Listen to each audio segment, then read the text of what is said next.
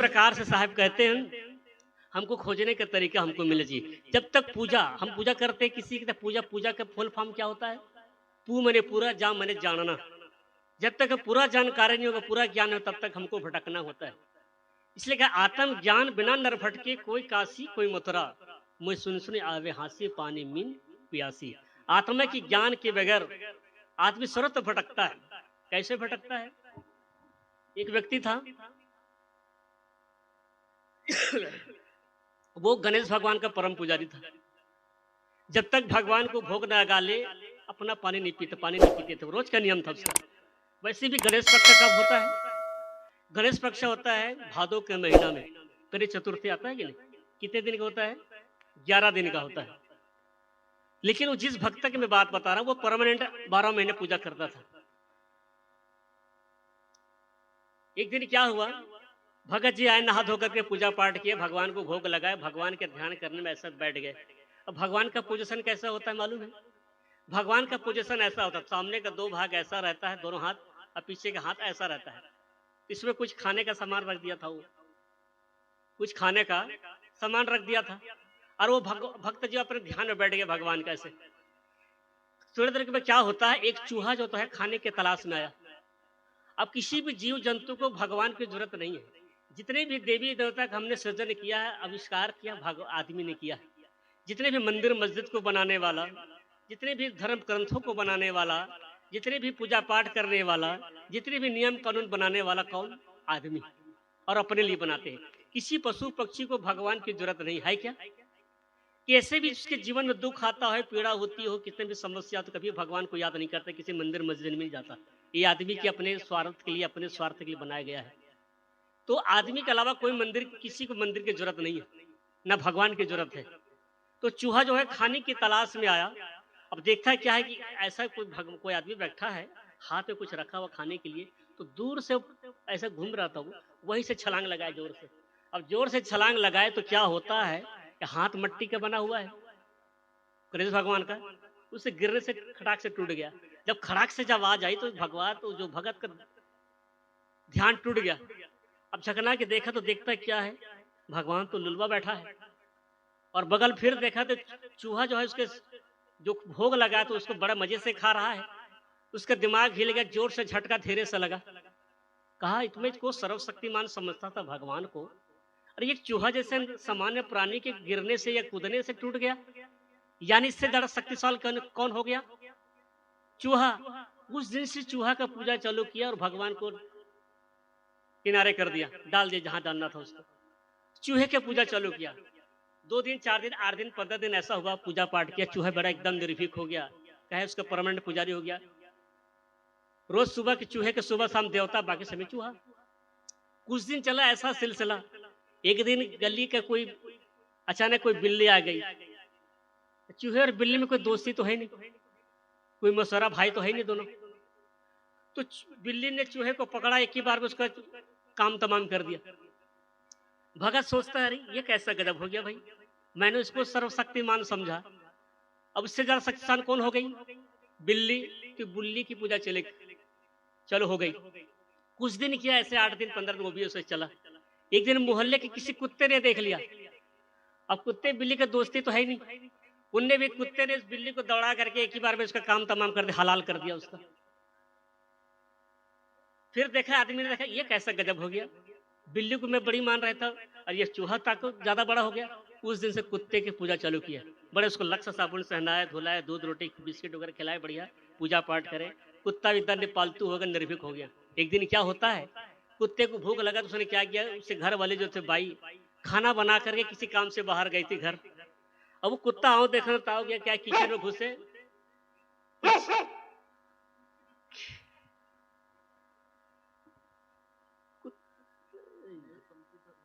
मैं समझ गया भाई। कुत्ते ने आओ देखा ताव गया, क्या किचन में घुसे, हरी जो बर्तन में खाना बनाए थे भात, उसके मुंह मार दिया। भाई आती है, थोड़ी देर देखते हैं आवाज कैसा आ रहा है किचन में, देखते क्या कुत्ते ने मुंह मार के खा रहा है। उसका जोर से गुस्सा है, कहे नालायक, कही कि हमने कोई खाया नहीं है, और सब भात को, सब खाना को झूठा कर दिया। उठाए डंडा पीटे, 4-5 डंडा दिया, कुत्ता आवाज को भाग दे, वहां से दुम दुमा के भागे वो। जस्ट भागे, जैसे उसका आदमी वो जो भगत आ गया, उन्हें भी तक ये बड़ा गजब कैसे हो गया भाऊ, हमने कुत्ते को सर्वशक्तिमान माना, अब कुत्ते से बड़ी कौन हो गई, घर वाली जोरू मैया। तो बोल जोरू मैया की जय। उस दिन से जोरू मैया की पूजा चालू हो गई। सुबह शाम देवी है, बाकी समय पत्नी है। एक दिन क्या होता है, कुछ दिन ऐसा चला, 8 दिन 15 दिन चला होगा ये सिलसिला। एक दिन क्या होता है, पति पत्नी कुछ बातों को लेकर कहा सुनी हो गई, पति पत्नी के बीच कहा सुनी हो गई। औरत जात बहुत जिद होती है, उसने बातों बातों में झगड़ा हो गया, पति ने उठाया डंडा और पत्नी को 2-4 डंडे पीटे, पत्नी ऐसे भागी कि दोबारा लौट के नहीं आई। उनने सोचा बाबा ये कैसा हो गया। मैंने भगवान को, गणेश भगवान को बड़ा समझा। भगवान भगवान गणेश के बाद चूहा को समझा, चूहा से बड़ा कौन, बिल्ली, बिल्ली से बड़ा कौन, कुत्ता, कुत्ता से बड़ा कौन, पत्नी, पत्नी से बड़े मैं हो गया। तो सारे पूजा छोड़ दिया उनने और अपना पूजा चालू किए। इसलिए सदगुरु कबीर साहब ने कहा, सर्वाहु को जाने सो तो सर्वाहु सो न्यारो है, सोई गुरु रूप निज परख लखायो। सबका जानने वाला, सबका समझने वाला ये चेतन सत्ता है। हमने सबकी कीमत समझा है, हमने जमीन की कीमत समझा, सोना चांदी की कीमत समझा, हीरे मोती की कीमत समझा, गाड़ी और हर चीज की कीमत समझा, केवल अपने आप की कीमत नहीं समझा। इसलिए साहब को कहना पड़ा, सर्वहु को जाने सो तो सर्वहु सो न्यारो हो। सबके जानने वाला, सबके समझने वाला, ये चेतन सत्ता जिसके रहते माँ माँ कहलाती है, बेटी बेटी कहलाती है, पिता पिता कहलाता है, गुरु गुरु कहलाता है, शिष्य शिष्य कहलाता है। इस चेतन सत्ता से निकलने के बाद कोई नहीं कहता, क्या कहता है, लोग मट्टी पड़ी लाश पड़ी बोलते हैं।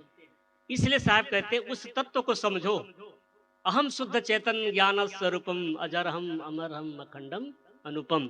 मैं शुद्ध आत्मा हूँ, अहम शुद्ध चेतन ज्ञान स्वरूपम अजरहम अमरहम अखंडम अनुपम। मैं शुद्ध हूँ, बुद्ध हूँ, ज्ञान स्वरूप हूँ। अपने स्वरूप को जानिए ना। जब तक अपने स्वरूप का, अपने आप का बोध न, तब तक इसी संसार, इसी प्रकार संसार में भटकना होता है। इसलिए साहब कहते हैं, अपने आप को जानो, समझो, और समझ करके आदमी को समय निकालना चाहिए। 1 घंटा आधे घंटा हर आदमी को अपने जीवन में समय निकालते रहना चाहिए। हम 24 घंटे का समय खेती के लिए करते हैं, दुकानदारी के लिए करते हैं, नौकरी के लिए करते हैं, परिवार के लिए लगाते हैं, सब कुछ करते हैं, लेकिन अपने लिए जिंदगी, अपने लिए कुछ समय नहीं निकाल पाते हैं। ये हमारी भूल है। इसलिए हर व्यक्ति को, हर उम्र वालों को कम से कम आधे घंटे 1 घंटे समय निकाल करके ध्यान करो, चिंतन करो, आत्मालोकन करो, ये सबको करना चाहिए। यही चीज की कमी हो जाती है। लोग जानते कम नहीं है, लोग करते कम है। कौन नहीं जानता संसार छोड़ के जाना एक दिन, कौन नहीं जानता बताइए। ये संसार छोड़ के हमको जाना है एक दिन। संसार छोड़कर, पुत्र परिवार छोड़कर, धन छोड़कर, पत्नी बच्चे छोड़ करके, अपने माना हुए सारे दुनिया को छोड़कर जाना होता है। सब जानते हैं, लेकिन वो बातें कुछ देर रहते फिर मिट जाया करती है। जब किसी घर में कोई आदमी मरता है, लोग शमशान घाट जाते हैं तो लोग सोचते हैं कि संसार ऐसा ही है, नासवान संसार है। लेकिन जैसे शमशान घाट के आने के बाद घर में आते लोग भूल जाया करते हैं। इसको कहते हैं मरघट्टी बैराग। तो वो यादें सदा रहनी चाहिए, हमको सदा हमारे याद रखना चाहिए।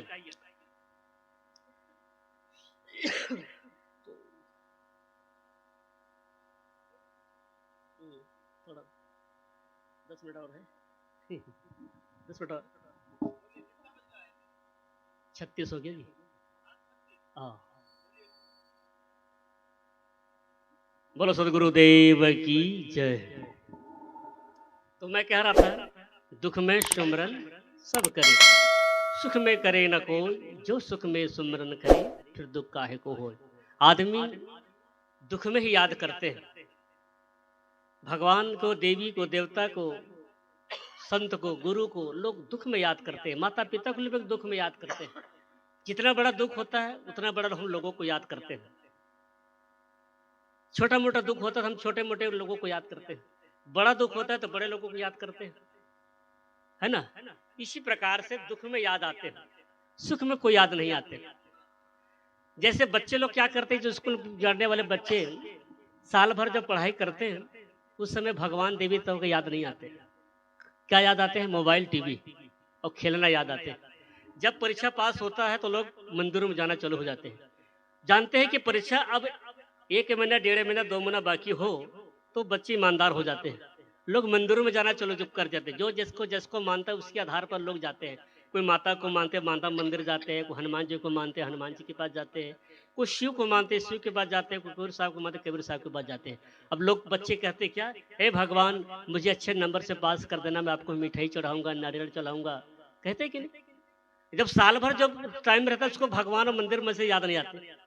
जब परीक्षा पास जब हो परीक्षा पास में होता है तो लोग भगवान को याद आते हैं। इसी प्रकार से लोग करते हैं। साहब कहते हैं याद दो चीज को करना चाहिए। संत महापुरुषों ने कहा दुनिया में दो ही चीज याद करने लायक है, एक तो राम, दूसरा मौत। दो चीज हमेशा सदा याद रखना चाहिए, राम और मौत। राम मतलब अपनी अपनी स्वरूप ज्ञान, अपनी सत्ता को याद रखना चाहिए। दूसरा मौत, मौत यानी होता है संसार की नश्वरता। ये दो चीज हमेशा याद रखना चाहिए। जो व्यक्ति इस दोनों को याद करता है उसके जीवन में कभी भूल से भी भूल नहीं होती है। हम दोनों को सदा भूले रहते हैं। हम छोटी छोटी चीजों को याद करते हैं, किसी के शादी सालगिरह को याद करते हैं, कोई किसी के बर्थडे को याद करते हैं, कोई किसी की दुश्मनी हो गया उसको याद करते हैं, कोई किसी से झगड़ा हुआ उसको याद करते हैं। छोटी छोटी बेकार की बातों को लोग याद करके जिंदगी में रखा रहते हैं। लोग कहते हैं, लेकिन जो असली बात है, जो काम की बात है, उसको लोग याद नहीं करते। अपनी सत्ता, अपने स्वरूप को याद करो। मैं कौन हूँ, मैं कौन हूँ, ये जगत क्या है, संसार क्या है, मैं कहाँ से आया हूँ, कहाँ जाऊंगा, मैं क्या कर रहा हूँ, ऐसा विचार करना चाहिए। और संसार की नश्वरता को याद रखना चाहिए। संसार नाशवान है। देखिए बचपना नाश होकर जवानी आती है, जवानी नाश होती है, बुढ़ापा आ जाता है, और बुढ़ापा नाश होता तो सदा के लिए संसार से चले जाते हैं हम। तो उस दिन को याद करना चाहिए जिस दिन हम मर जाएंगे। कबीर साहब कहते हैं करो रे मन वादिन की तदबीर, बंदे कर ले आप निबेरा, आप जियत लको आप ठौर करो मुए कहाँ घर तेरा। ऐ बंदे, ऐ बंदमान जियो, तुम अपने आप का निबेरा कर, विचार कर। तुम लेकिन अपने आप का निबेरा नहीं करता है। जिस घर में रहता है, जिस परिवार में, उसी को सर्व सत्य मान करके उसी में भूल जाया करता है। लेकिन एक दिन तुमको छोड़कर संसार से जाना होगा। सब जाते हैं। आज से 100 साल के पहले कितने लोग हैं यहाँ? कोई है नहीं। 100 साल बाद कोई नहीं रहेंगे यहाँ पे। तो सबको जाना, इसलिए उस दिन को याद रखना चाहिए, अपनी मौत को याद रखना चाहिए। हम किसी के मौत में जाते हैं तो लोग कहते हैं बेचारा ऐसा हो गया, बेचारा ऐसा हो गया। हम कहते हैं कि नहीं, बेचारा अच्छे थे, ऐसे बोलते थे, ऐसे खाते थे, ऐसा स्वभाव का था। हम उसको अफसोस जाहिर करते हैं और उसको क्या बोलते हैं, बेचारा। संत लोग कहते हैं किसी को बेचारा मत कहो। क्यों? क्योंकि एक दिन आप भी बेचारा बनोगे, आपकी भी मौत हो जाएगी। लोग बैयत में आएंगे आपको तो आपको भी कहेंगे क्या, बेचारा ऐसा था। कल हम दूसरे को कहते थे, आज हमको भी लोग कहेंगे। इसलिए किसी को बेचारा नहीं करेंगे, सब बेचारे हैं। इसलिए अपने मौत को याद रखना चाहिए। एक दिन संसार के मुझे जाना है। लोग सारे चीजें धरे के धरे रह जाएंगे। इसलिए साहब कहते हैं मौत को याद करो। लेकिन लोग मौत को याद नहीं करते और दुनिया चीजों को याद करते। जो मौत को याद करेगा उसके जीवन में कभी भी भूल नहीं होती, कभी अवसाधन नहीं होती। हम असावधानी इसलिए करते हैं कि हम अपने मौत को भूल जाते हैं। इसलिए हम दुश्मन को मान लेते हैं, हम दूसरे को दुश्मन बना लेते हैं और सोचते हैं कि दुश्मन मर जाए तो सुख मिलेगा, दुश्मन मर जाएगा तो सुख मिलेगा। लेकिन ऐसा नहीं होता है, क्योंकि हमको भी एक दिन मरना होता है। इसलिए अपने मौत को याद रखिए। संसार को जाना है, जाना निश्चित है। दुनिया में और चीज अनिश्चित है। दुनिया में और चीज क्या है, अनिश्चित है। लेकिन मौत निश्चित है। आप धनवान बन सकते हैं कि नहीं बन सकते, अनिश्चित है। आप अच्छे आदमी बन सकते नहीं बन सकते, अनिश्चित है। आप सत्संगी बन सकते नहीं बन सकते, अनिश्चित है। आपके बाल बच्चे होंगे नहीं होंगे, वो भी अनिश्चित है। आपके बहू बेटे साथ देंगे नहीं देंगे, ये भी अनिश्चित है। लेकिन मरना क्या, निश्चित है। हर हालत में मरना पड़ेगा। 100 में 100% आपको मरना पड़ेगा। जितने बैठे सबको मरना पड़ेगा। ऐसा नहीं केवल 2-4 लोग बच पाएंगे, ऐसी वाली बात नहीं है। हर सभी को मौत के जो परसेंट है बिल्कुल 100/100 होता है। 100 में 100, किसी कोई बचने वाला नहीं। इसलिए सबको अपनी मौत याद रखनी चाहिए कि एक दिन मुझे संसार से छोड़कर जाना पड़ेगा, सदा सदा के लिए। 1 साल 2 साल 5 साल 10 साल के नहीं, सदा के लिए। हम किसी कोई गांव जाते हैं, कोई शहर जाते हैं, बड़े विदेश भी जाते हैं, तो हमको याद रहता है हम अपने गांव छोड़ के आए हैं, एक दिन जाएंगे हम। और जो गांव वालों को भी याद रहता है कि एक दिन मेरा बेटा गया है, मेरे घर का सदस्य गया है, एक दिन लौट करके आएगा। लेकिन दुनिया को छोड़कर एक दो चला जाता है सदा के लिए, उसकी कोई उम्मीद नहीं रहती। रहती है क्या? कोई नहीं रहता है। आज इस पृथ्वी के इतिहास गवाह है, इस संसार में जो छोड़ कर गए दोबारा लौट कर नहीं आया है। आया है क्या? इसलिए साहब कहते हैं उस दिन को याद करो, जब सदा से संसार छोड़कर जाओगे तुम्हारा कौन होगा, कहाँ घर ठिकाना होगा तुम्हारा, किस घर में जाओगे, कहाँ जाओगे, कहाँ बसेरा होगा। तो इसलिए साहब कहते हैं क्या बंदे कर ले आपने बेरा। इसलिए अपने मौत को सदा याद रखिए, और मौत को जब याद करोगे तो आपको टेंशन जो बीमारी है आजकल की, वो टेंशन बीमारी नहीं होगी। हम मौत को याद नहीं करते, इसलिए टेंशन होते हैं। हम छोटी छोटी बातों को लड़ जाए करते हैं, छोटी छोटी बातों में मन मुटाव करते हैं, छोटी छोटी बातों मुंह पोलो लेते हैं, सास बहू में, देवर जेठानी में, बाप बेटे में, भाई भाई में, छोटी छोटी बातों में दुश्मनी ठाल लेते हैं। छोटी छोटी जमीन के छोटे छोटे टुकड़ों के लिए हम लड़ जाए करते हैं। जिस बात को दम नहीं होती ऐसे बातों को लेकर लड़ जाए करते हैं, और लड़ जाए करते हैं, और अपनी जिंदगी को आसान बना ले करते हैं। इसलिए छोटी छोटी चीजों बातों में लड़ना चाहिए कि अपने मौत को याद रखना चाहिए। दूसरी चीज, अपनी आत्मा राम को याद रखना चाहिए। राम कौन? दशरथ का बेटा राम नहीं, अपनी चेतन सत्ता को, जो मैंने शुरू में बताया, आत्म ज्ञान गिना नर भटके। इस प्रकार से छोटी अपनी आत्मा चेतन सत्ता को याद रखिए, जिसके जाने के बाद भी कुछ चीज बचता है। वो कौन है? अपनी आत्मा। शरीर छट जाने के बाद भी एक चीज बचता है, वो है अपनी आत्मा है। उस परम सत्ता को याद रखना चाहिए। मैं चेतन सत्ता हूँ, मैं शरीर नहीं हूँ, मैं किसी के बाप नहीं, बेटा नहीं, बहू नहीं, पत्नी नहीं, बेटी नहीं, बेटा नहीं, मैं कौन हूँ? मैं एक जगह, अपने छत्तीसगढ़ की बात है, एक मास्टर जी की मैं मेहमान था, उनके घर में गया, शाम को भोजन हुआ, पाठ हुआ, सत्संग हुआ, और फिर बैठ गए हम लोग लेटने के लिए, बिस्तर में गए। जो मास्टर जी था कहे साहब जी कुछ सुनाइए। बोले, मैं कहा आप अकेले हो, मैं क्या सुनाऊं आपको, कुछ पूछना तो पूछ लो। तो मैं, साहब जी मैं क्या पूछूं, मुझे कुछ समझ नहीं आ रहा है, आप ही बताइए, आप ही पूछ लीजिए। तो मैंने कहा आप कौन हो? तो वो बड़ा चकरा गया, बोले क्या साहब मुझे नहीं जानते मैं कौन हूँ? अरे मेरे घर में मेरे नाम से तुम आए हो यहाँ पूछते पूछते, और बोलते हो कि मैं कौन हूँ। तो मैं वो तो आपका नाम नहीं पूछा हूँ, आप कौन ये बताइए।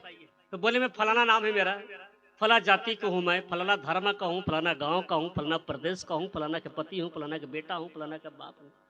मैंने कहा ये सब चीजें फालतू चीजें नहीं पूछा मैं, आप एक शब्द में बताइए आप कौन हो आप। तो कहे साहब हाथ जोड़ लेके साहब मैं कुछ नहीं जानता मैं कौन हूँ। तो मैंने कहा आप इतना पढ़े लिखे आदमी हैं, आप हेड मास्टर हो पूरे स्कूल का, और आपको ये नहीं मालूम आप कौन हो?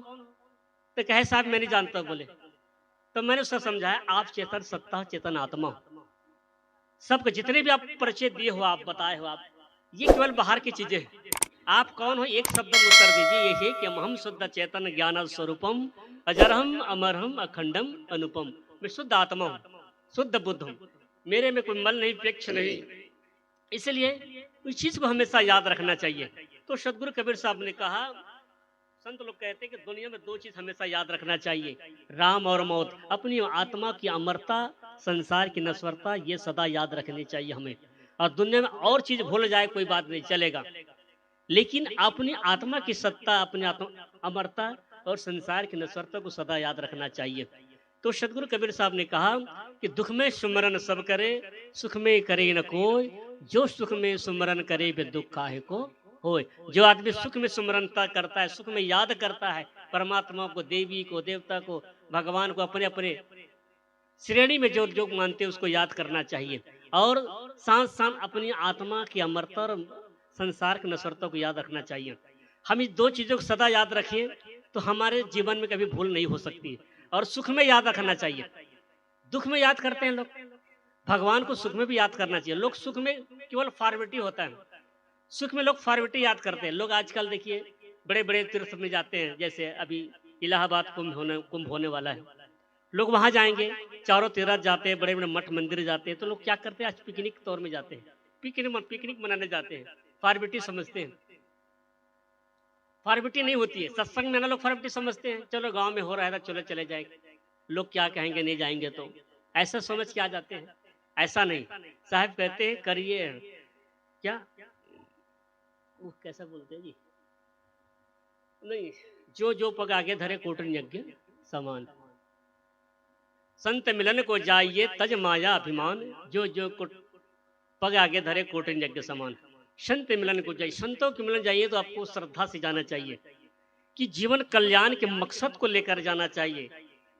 तो लोग फॉर्मेलिटी निभाने जाते हैं, सब जा रहे, हम भी चले गए, हम ना जाएंगे तो लोग क्या कहेंगे, तो ऐसा नहीं होता है। अपनी श्रद्धा से जाना चाहिए और पूरी श्रद्धा के साथ ज्ञान प्राप्त करने के लिए जाना चाहिए। सत्संग में जाने से बहुत से लाभ होते हैं। सत्संग वो चीज है जिससे आपके जाने के बाद जीवन की हर पहलू को ज्ञान मिलता है, चाहे व्यवहारिक ज्ञान हो, परमार्थमिक ज्ञान हो, व्यवहारिक ज्ञान हो, जीवन संबंधित ज्ञान हो, सभी प्रकार के ज्ञान मिलता है। इसलिए सत्संग में जाना चाहिए। करिए नित्य सत्संग को बाधा सकल मिटाए। इसलिए हरदम सत्संग करते रहना चाहिए। जहाँ भी सत्संग होता है, चाहे किसी भी मत पंथ का हो, किसी भी धर्म का हो, किसी भी संप्रदाय का हो, आपको जाना चाहिए और जा करके सत्संग सुनना चाहिए। लेकिन याद रहे क्या, सुनिए सबकी निबेरिए अपनी, सबकी सुनिए लेकिन अपने निबेरा करना चाहिए। साधु ऐसा चाहिए जैसा शुभ सभाए, सार सार को गही रहे थोथा देव उड़ाए। अपने साधु वैसा चाहिए जैसे शुभ को शोभा। जैसे सुबह होती है, माताएं क्या करती है, चवन फुनते हैं तो क्या करते हैं, भूसा निकल जाती है, चवन को पकड़ लेते, ले लेते हैं। इसी प्रकार हमको जीवन में सुपा के समान होना चाहिए। सार को देव और असार को छोड़ देना चाहिए। लोग इसलिए विवेकवान होना चाहिए। सदगुरु कबीर साहब ने सब जगह विवेक की बात कहा है। विवेक विवेकमान बनो, पारखी बनो, बंदो सन्मुख पारखी, शीस भेंट धरो हाथ, वचन उचारो बंदगी सत्य प्रेम के साथ। विवेकवान होना चाहिए। अगर विवेकवान नहीं होगा तो आप पद पद में ठगे जाओगे, लूटे जाओगे, धोखा खाएंगे आप। धर्म के क्षेत्र में बहुत भाखंड है।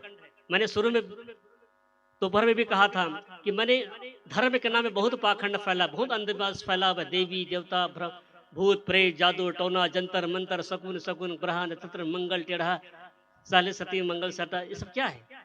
आदमी, सब अंधविश्वास है ये। जब तक इसे विवेक से अगर नहीं समझोगे, नहीं मानोगे तो आपको धोखा खाओगे।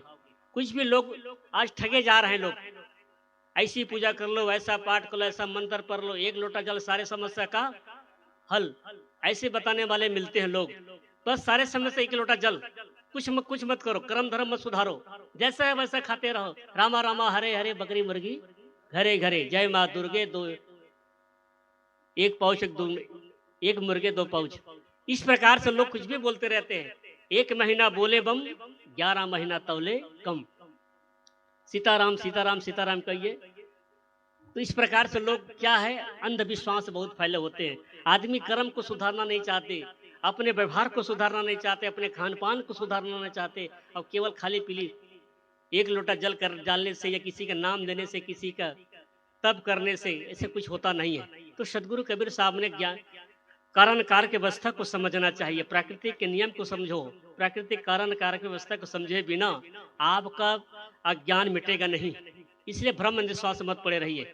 लोग भूत प्रेत के चक्कर में पड़े रहते हैं, अंधविश्वास बहुत पड़ते हैं, देखा सुने बहुत करते हैं। इसलिए कहा है बिना सोचे से, इसलिए कहा गया है कि मानो पहले जानो फिर मानो। व्यवहारिक जीवन में क्या होता है मालूम, हम किसी को मानते हैं। कैसे? ये मेरी पत्नी है, ये मेरे पति है, ये मेरे घर है, मेरे बाड़ी है, मेरे गाड़ी है, मेरे लाड़ी है, मेरे मोबाइल है, मेरे भाई है। मानते हैं कि नहीं? मानना पड़ता है, मानोगे तब आपका व्यवहार चलेगा। लेकिन धर्म क्षेत्र ऐसा है जिसमें आपको जानना पड़ता, देवी कौन, देवता कौन, स्वर्ग क्या, नरक क्या, पाप क्या, पुण्य क्या, देवी देवता कौन है, ये सब चीजों को जानना पड़ता है, मानना नहीं पड़ता है। मैं कौन हूँ, जगत क्या, इसको जानो, मानने की जरूरत नहीं है। हमने धर्म के क्षेत्र में मानते आ रहे हैं, देवी देवता भूत प्रेत। अब जिसको जानते चलिए मान रहा है, बस इसने कहा उसने कहा, यहाँ पढ़े वहां पढ़े, किसी ने बताया, किसी ने सुन लिया, हमने मान लिया। जबकि मानना नहीं चाहिए, जानना चाहिए। जानना और मानना दो चीज होता है। मानना जो होता है मन से होता है, मान लेते हैं ये मेरा है, ऐसा होता होगा। लेकिन जानना बुद्धि से होता है, विवेक पूर्ण होता है। इसलिए विवेक से जानिए। अब विवेक, जब तक भी आपको विवेक नहीं होगा तब तक आपका मन का भ्रम टूटेगा नहीं। और बिना सोचे जान मानने से बहुत बड़ी हानि, तीन चीज के नाश होती है, हानि होती है। एक तो धन का नाश, दूसरा व्यवहार का नाश, समय की मानसिक शोषण, शारीरिक शोषण और आर्थिक शोषण। एक कहानी कहकर बातों को पूरा कर दूंगा, बरोबर। एक जगह क्या होता है, बिना सोचे जाने मानने से हानि। एक जगह पंडित जी गया, महाराज जी गया, सुबह सुबह गया, एक भगत कर गया, भगत बेचारा छोटा कैसा किसान था, छोटा सा किसान था, घर में गाय भैंस पाल के रखे थे, बड़े दूध दही भूत होता था उससे घर में बढ़िया। सुबह सुबह पंडित जी गए, जय सीताराम करते करते गए, देखा कि महाराज जी घर में आए हैं। पति पत्नी दौड़ गए, बड़े चरण धोए, चरणामृत लिए, बड़ी पूजा आरती किए, आसन में बद्दी में बैठाए भाई महात्मा जी को, पंडित जी को बैठाया। पंडित जी घर वाले कहा कि महाराज के लिए कुछ दूध गर्म कर दो, हमारे घर में कोई तो है नहीं, बस दूध है। तो ऐसे बैठा है महाराज जी, उसकी घर वाली पत्नी ने दूध लाया, गरम गरम बड़ा दूध लाया। भैंस को देखा और दूध को देखा, उसका दिमाग चकरा गया।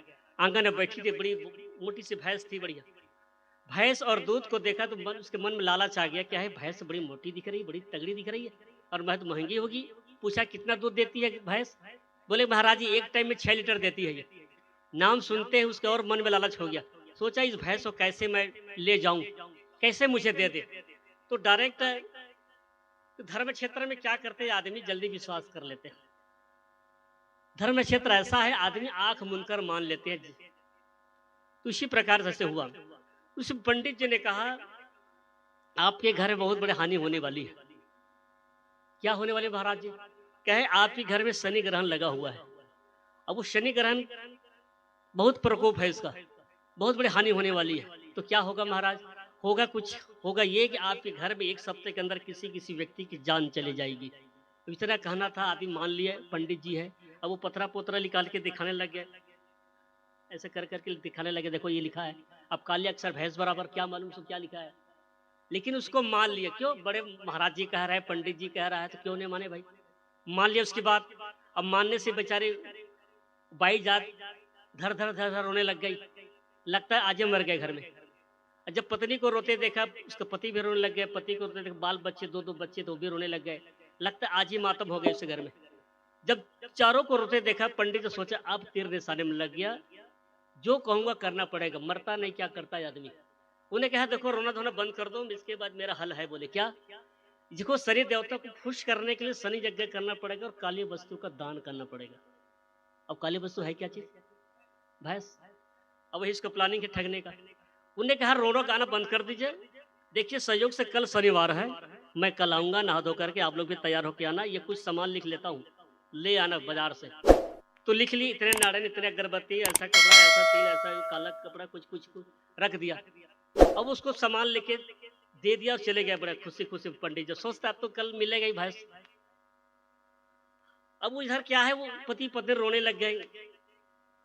उस आदमी ने क्या किया, जो सामान तो लिया था महाराज जी ने लिख कर, उस सामान को ले जाने के लिए वो बाजार जा रहा था। रास्ते में उसका मित्र मिला, मित्र ने दोनों में जो हाल चाल पूछा। आदमी जब 2 आदमी मिलते हैं तो क्या पूछते हैं? हाल और चाल। अब आदमी बड़ा चालाक होते हैं, क्या हाल को बताते हैं और चाल को छुपाते हैं। चाल को नहीं, चाल अपना छुपा के रखते हैं और हाल को दूसरे के बताते हैं।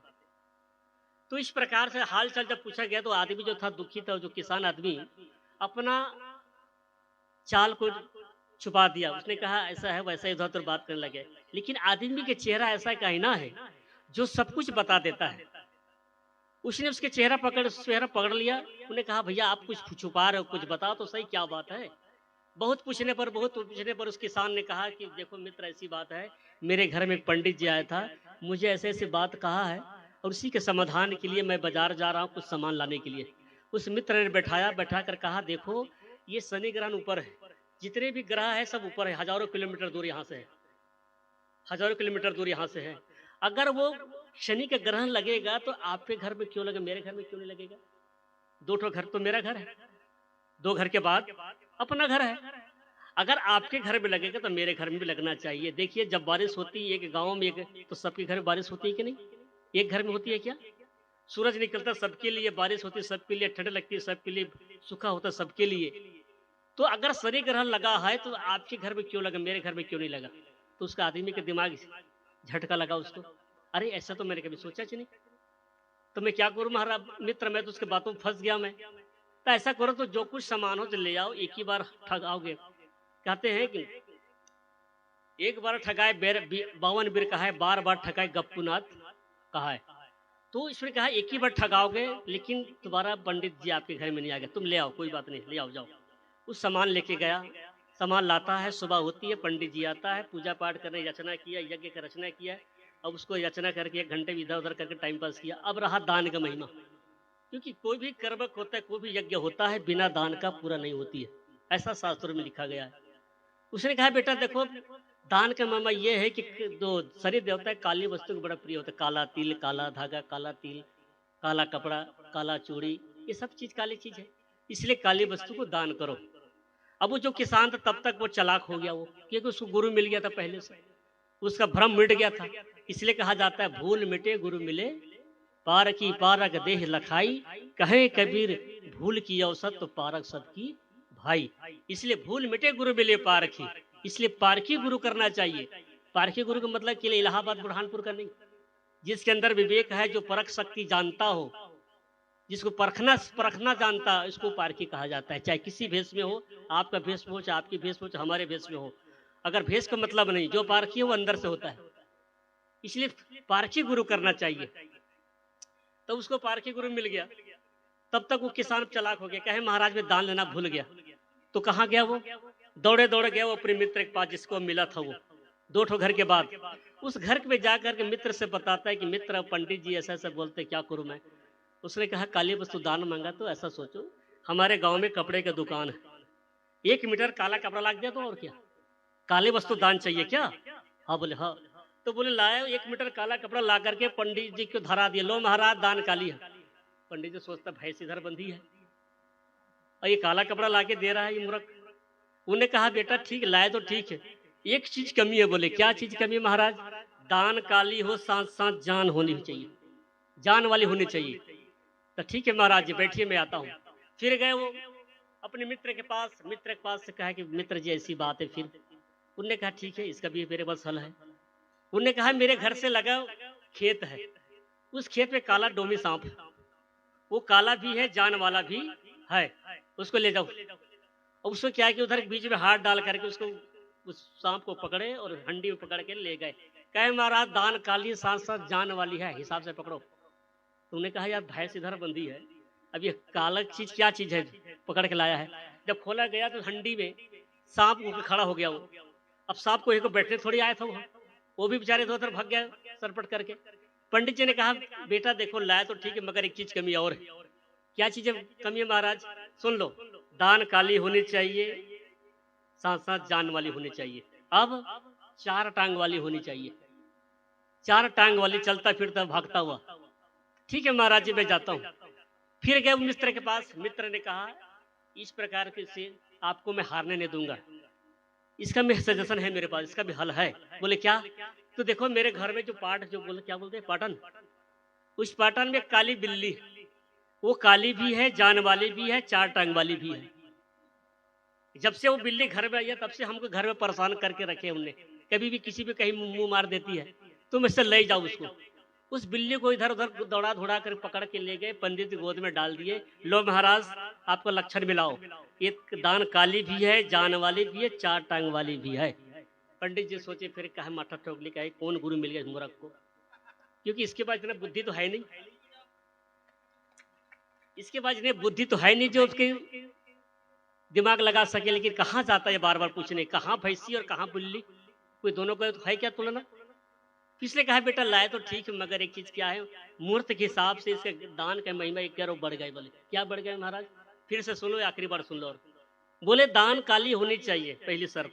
दूसरा जान वाली होनी चाहिए। तीसरा 4 टांग बोले। अब चौथा दूध वाली होनी चाहिए। तो ठीक है महाराज जी लाता हूं बोल के फिर गए वो मित्र के पास। मित्र के पास जाके फिर सारी बातों बताया। मित्र ने कहा इसका भी हल है मेरे पास। देखिए मेरे घर पे जो पुराना जो तरस बोलते हैं, क्या बोलते हैं उसको, पैरा ढेर रखे तो धान निकालने के बाद क्या बोलते हैं उसको, पैरा, जो ढेर लगा रहता है उस खेतों में पड़ा है, उस पैरावट में काली कुतिया बच्चा दिया हुआ है। बच्चा दिया है मतलब दूध तो देगा ना बच्चे को पिलाने के लिए। वो काली भी है, जान वाली भी है, 4 टांग वाली भी है, दूध वाली, साथ साथ बच्चे वाली भी है।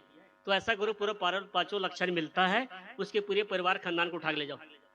उनने क्या किया, सिल गए और पूरे बच्चे सहित तो 8-10 बच्चे थे उसके, छोटे छोटे पिल्ले, वो सबको उठा के ले गए। बच्चे पंडित गोद में डाले, लो महाराज दान काली है, जान वाली है, 4 टांग वाली है, दूध वाली है, मेरे तरफ से बच्चे वाली भी है, चलो पूजा पाठ कर। तुम्हारे चक्कर में 2 दिन में काम धंधे में नहीं कर पाया हूँ। पंडित जी अपना माथा ठोक ले, कहे भगत तुम्हारे घर में कोई ग्रहण फ्रहण नहीं लगा है, ग्रहण तो हमको लगा है तुम्हारे भैंसी को देख करके। तो इस प्रकार से आदमी जो है अंधविश्वास से फैलाते हैं। लेकिन उसने कहा देखो एक चीज मुझे समझ नहीं आया, तुम इस घर से बाहर निकल निकल के बार बार कहाँ जाते हो? कहे महाराज जी हमारे घर में एक कबीरपंथी भगत है, हमारे गांव में क्या है, एक कबीरपंथी भगत है जिससे घर सदा साधु संत का आना जाना होता है, हमेशा साधु सत्संग में जाते रहते हैं। आज उसकी कृपा से मैं आज इतने बड़े मेरे 25-30 हजार की भैंस ठगने से बच गया।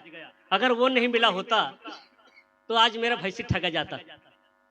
इसलिए कहा जाता है संगत कीजिए साधु की हरे और की व्याध, ओछी संगत कूर की आठों पहर उपाध। इसलिए आदमी को अच्छी संगति करना चाहिए, अच्छे के बीच उठना बैठना चाहिए, अच्छे लोगों के बीच में रहना चाहिए, जिससे हमारा नैतिक उत्थान होना चाहिए, चारित्रिक उत्थान होना चाहिए। और इस प्रकार से हम उस संगति को असर करना चाहिए। तो इस प्रकार से समय बता दीजिए। और हाँ जी, हाँ हो ज़्यादा हो गया जी। इस प्रकार से आप लोगों के बीच में अपनी टूटी फूटी भाषाओं में सदगुरु कबीर साहब का कुछ विचारों पर मैं प्रकाश डाला। अगर मेरे वाणी से किसी प्रकार का गलती हो या ठेस लगी हो तो मैं क्षमा प्रार्थी हूँ। साहेब बंदगी साहेब।